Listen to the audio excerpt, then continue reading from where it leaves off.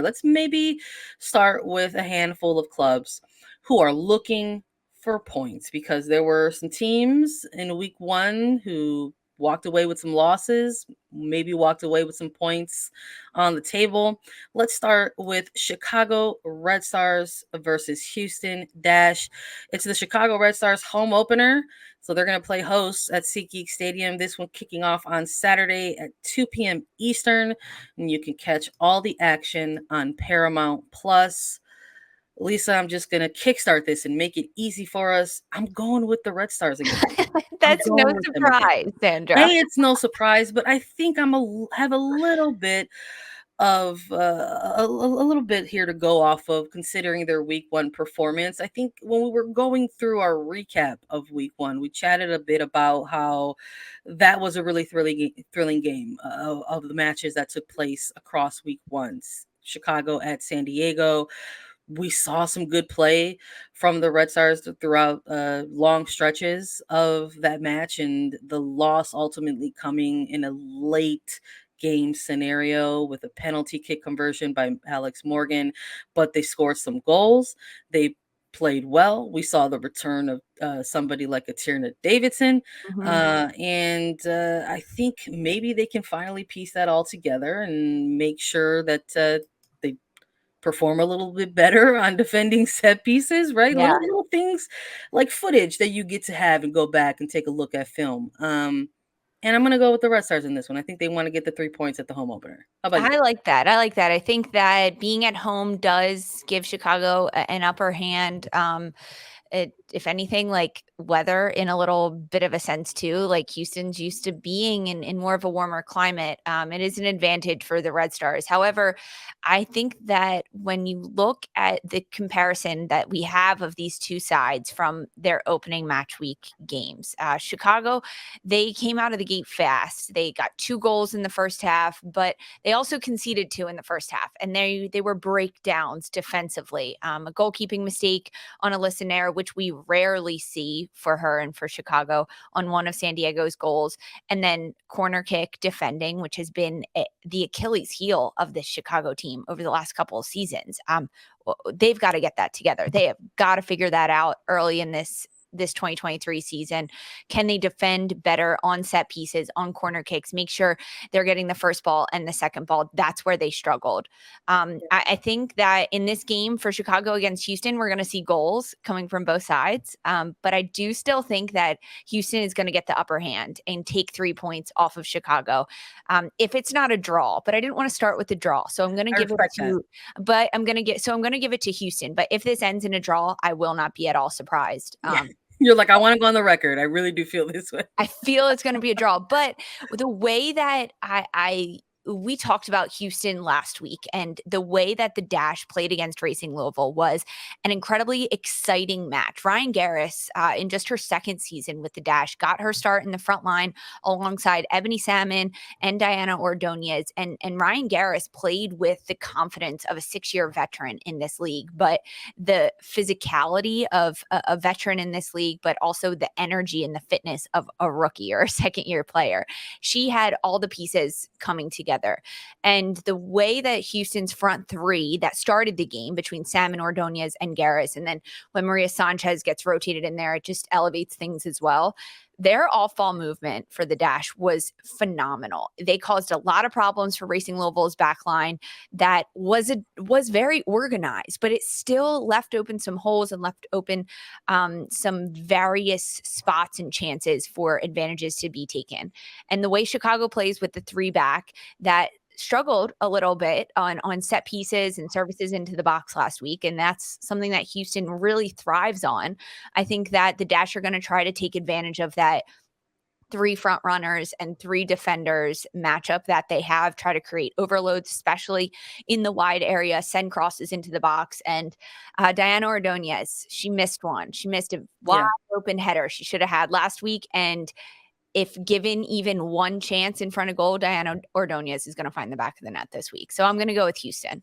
I like it. I like the arguments that you've made, but I like that somewhere inside you you're like, this could be the draw, but I just didn't And want to I come out see goals blazing like that. from both sides. Like, Mallory Swanson's probably gonna get a goal. I think she should get a goal, and I would Yeah, be very excited about that. So if it's a 2-1 or yeah. 1-1 or 2-2 even, I wouldn't be surprised, but I'm gonna give the edge to Houston in And I this. think in these early weeks too, I think something like health, and fitness, Right. we're sort of taking a look at and keeping an eye on as well.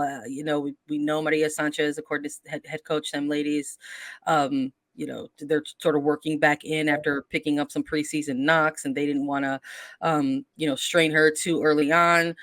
Sanchez and Ordonez with recent call-ups to Mexico's national team. They'll be participating with Mexico during the April international window of friendlies. Who's going to be available for Chicago, right? Is a Bianca St. George's Yeah. going to be available and back and ready for this team, and where she wasn't in week one. And I think that changes the shape a lot for Chicago in terms of who they have plugged in to those spaces. So we'll see. I like that we started off with this one, but we also want to make a quick pick for Orlando Pride and Angel City because this is the lone game taking place on Sunday. We've got 5 matches across the board slated for Saturday, but Sunday belongs to Orlando and Los Angeles. Pride versus Angel City, 5:30 p.m. Eastern is the kickoff. Catch it out Paramount Plus.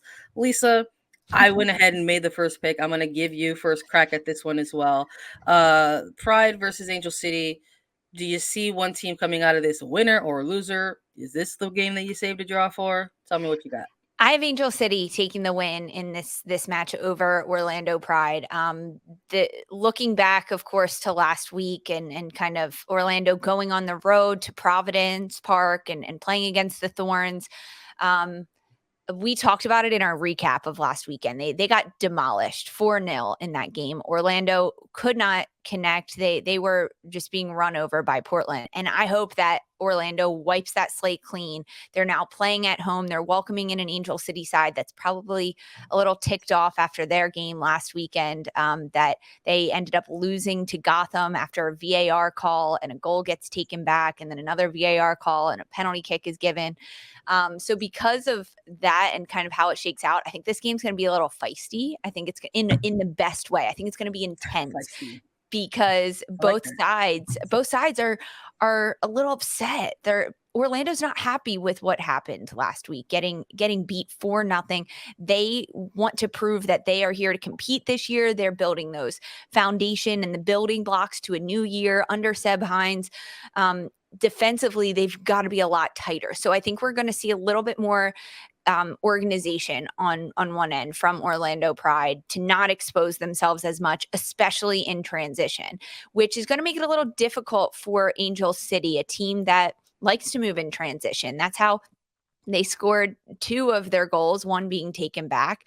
But it's going to be a little trickier for them to do that. So I'm imagining a very, very narrow score line, but I am going to give Angel City the edge. I think the attacking pieces that this Los Angeles side has is just electric at this point. They've got Claire Emsley up top, Katie Johnson. I was really impressed with what she could do on the pitch for Angel City last week. June Endo in the midfield just Oh, yeah. provides a very different look tactically. She can see the game so well, which allows her to feed passes through to that front line.